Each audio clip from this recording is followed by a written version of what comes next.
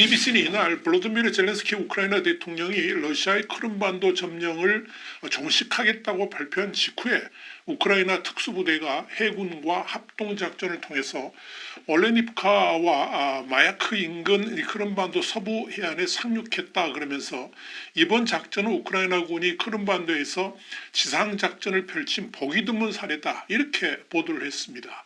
CNN도 우크라이나군이 공격을 집중한 마야크에는 러시아의 첨단 시스템을 포함한 광범위한 방공시설 그리고 미사일 기지가 있다 그러면서 우크라이나군은 이날 이 지역에 있는 S-400 미사일 방어포대를 파괴했다라고 밝혔습니다.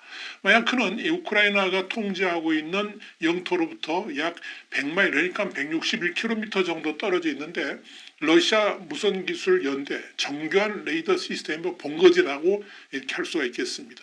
뉴스위크도 이날 우크라이나의 공격 포인트가 러시아군의 다양한 레이더 시스템, 장거리 및 중거리 시스템, S-400 및 S-300 같은 대공 시스템의 본거지라 그러면서 이런 점에서 우크라이나군의 공격은 매우 의미가 있다라고 전했습니다.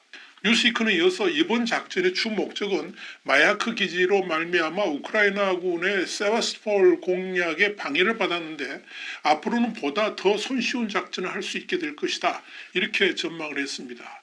우크라이나 국방부 산하의 정보국 그러니까 HUR이 이날 공개한 작전 영상에는 이 해안선 근처에서 우크라이나 병사들을 태운 작은 모터보트가 이동하는 모습이 담겨 있었고요.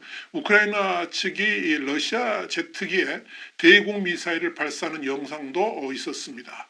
HR은 성명에서 우크라이나 해군의 지원을 받으면서 임무를 수행하는 동안에 우크라이나군은 러시아 점령군과 충돌했다 그러면서 그 결과 적군은 인원 손실을 입었고 적 장비를 파괴했다라고 밝혔습니다. HR은 이어서 작전 부대는 손실 없이 복귀했다면서 크림반도에서 우크라이나 국기가 다시 개양됐다라고 밝혔지만 다만 정확한 장소라든지 자세한 내용은 밝히지를 않았습니다.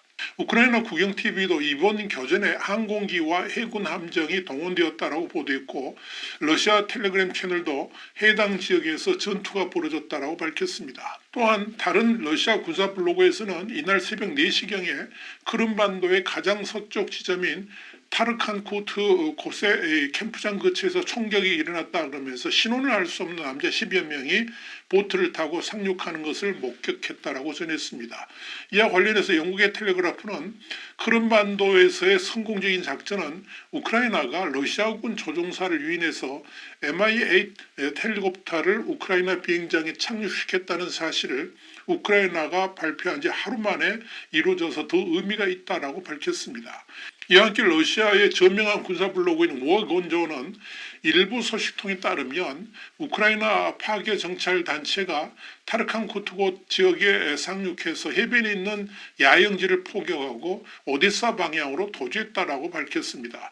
러시아 당국은 이 HUR의 이 같은 발표에 대해서 어떠한 반박도 하지 않았고 또한 별도 입장을 내지도 않았습니다. 또한 일부 러시아 군사 전문가들은 우크라이나군의 크림반도 상륙을 그렇게 비중을 둘 이유가 없다라고 일축하기도 했지만 일부 군사 블로거들은 이 크림반도에 대한 러시아의 방어망이 깊은 우려를 나타내기도 했습니다. CNN은 이번 작전과 관련해서 러시아군에 대한 은밀한 반격을 개시한 이후에 지금까지 제한적인 진전만을 보인 키우의 가장 대담한 움직임 중 하나가 될 것이다 이렇게 평가를 했습니다. 우크라이나군은 또한 러시아의 물류 및 재보급 노력을 방해하기 위해서 크림반도에 대한 드론 공격도 강화했습니다. CNN은 지난 25일 우크라이나군이 46대의 드론을 동시에 동원해서 크림반도를 공격했다면서 상당한 전과를 올렸다라고 밝혔습니다. 그러나 러시아군은 우크라이나군의 드론들을 사전에 탐지해서 모두 격추시켰다라고 밝혔습니다. 앞서 젤렌스키 대통령은 이 독립기념일을 앞둔 지난 23일 러시아가 점령 중인 크림반도 탈환을 선언한 바 있습니다. 젤렌스키 대통령은 모든 것은 크림반도에서 시작됐고 크림반도에서 끝이 날 것이다 그러면서 크림반도 수복이 세계법과 질서를 다시 세우는 데도 도움이 될 것이다 이렇게 말했습니다. 젤렌스키 대통령은 이어서 공포를 극복하고 우리 지역과 유럽 전 세계의 안보를 되찾기 위해서는 러시아의 침략에 맞서서 승리를 쟁취할 필요가 있다라고 말했습니다. 젤렌스키 대통령은 이날 행사 직후의 기자회견에서는 다른 나라와 상의하지 않고 우리가 옳다고 생각하는 모든 수단을 동원해서 크림반도를 되찾을 것이다, 이렇게 말했습니다. 우크라이나군의 크림반도 진격에 대해서 이 뉴욕타임스는 이날 미군 분석가들의 견해를 인용해서 러시아의 방어력을 고려할 때 우크라이나군이 단기적으로 크림반도를 회복할 가능성은 낮다 그러면서 크림반도 탈환 작전이 이루어지려면 러시아가 장악하고 있는 우크라이나 동부 영토를 탈환하면서 러시아 본토와 크림반도 간 교통 통로를 차단한다면 가능할 수도 있다라고 내다봤습니다. 그럼에도 불구하고 이 우크라이나군의 이번 작전은 상당한 의미가 있습니다. 우크라이나군은 지금까지 러시아 본토와 크림반도를 잇는 케르치대교 같은 교량 공격에 집중을 해왔었는데 이젠 크림반도를 직접 공격 대상에 포함시켰다는 것만으로도 러시아는 당황하지 않을 수가 없을 것입니다. 또한 이번 우크라이나의 크림반도 공격을 통해서 우크라이나군이 자신감을 확보할 수 있다 하는 점도 상당한 소득입니다. 이와 관련해 우크라이나 국방정보 책임자인 킬로 부다노프는 우크라이나 라디오 스보보다에 출연해서 우리는 일시적으로 점령된 크리미아 자치공화국의 어느 지역이든 공격할 수 있는 능력을 갖고 있다라고 말했습니다. 앞으로 이 크림반도 수복을 위한 직접적 공격을 강화하겠다는 의미여서 러시아의 대응이 주목됩니다. 이와 관련해서 전직 우크라이나 보안국 그러니까 SBU 장교였으며 현재 우크라이나 의회의 국가안보 국방정보위원회 고문인 이반 스투팍은 뉴스위크에 이런 말을 했습니다. 이제 크림반도는 안전한 피난처라고 할 수 없다 그러면서 우크라이나군이 정말 놀라운 일을 해내고 있다라고 말했습니다. 텔레그래프도 이번 크림반도 상륙작전은 우크라이나군이 남부에서 대규모 반격을 실시하고 있는 가운데 일어났다는 점에서 우크라이나군의 사기를 높일 수 있을 것이다, 이렇게 평가를 했습니다.